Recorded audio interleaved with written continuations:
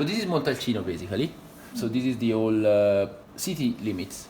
From north to south is around almost 30 kilometers, I believe. So it's a very large village.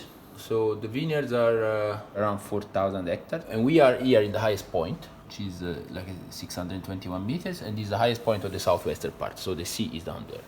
And then we have a vineyard in the lower part of Castelnuovo dell'Abate and 2 vineyards in the highest part of Castelnuovo dell'Abate. Then we have 1 vineyard right next to the village called Petroso. And then after I made the map, we also acquired 2 vineyards in the north part, one in the Montosoli site and one across the street from Val di Cava. The soil here is sandstone. So this is basically a retreated sea, you know. So here is sand and underneath is sandstone, which is a very it's very rocky, but it chips very easily. And it's the stones that you see on all the buildings, they all come from the vineyards. In Castelnuovo instead the soil has more clay and also like river stones, like round stones. So we have, we have 5-6 different vineyards and they're all different. One thing that we do is we do long macerations.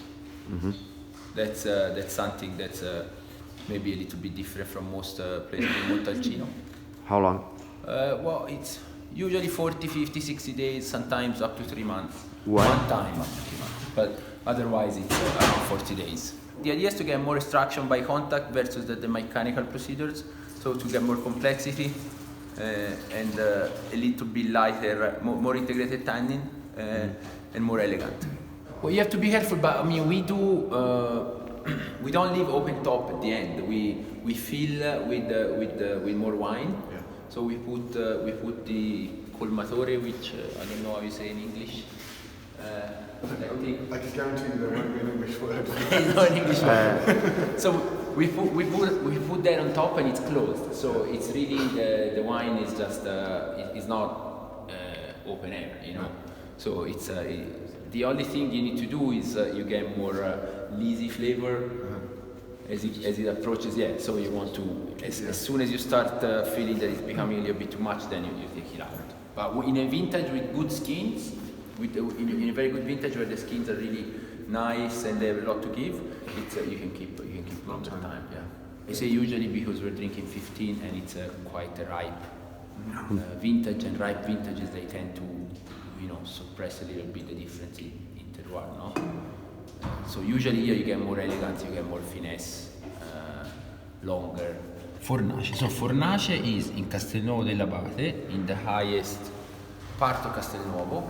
We are around 390, 400 meters elevation, and here the soil is more, there's a higher percentage in clay, so you tend to get your richer wines compared to the one in Le Ragnaie, but because it's also the highest part of Castelnuovo, you still get a good freshness.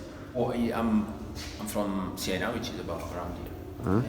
Wine has always been my passion, so the idea was to start making wine. Montalcino was, for us, legendary. So when we found this property, which was a rundown property, the first vintage year was 91. 2 years ago, he was denied the appellation because, it was refused the appellation status because it was believed to be too light in color.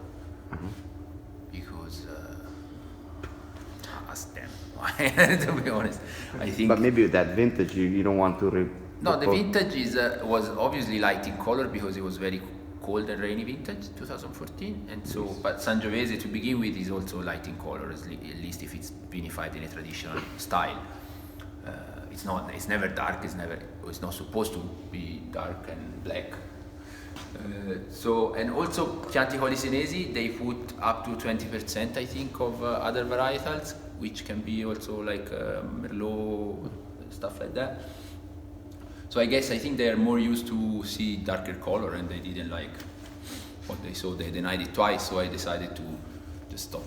Ragnaie, yes. Ah, sì? Yes, Ragnaie, but very, very, very small production.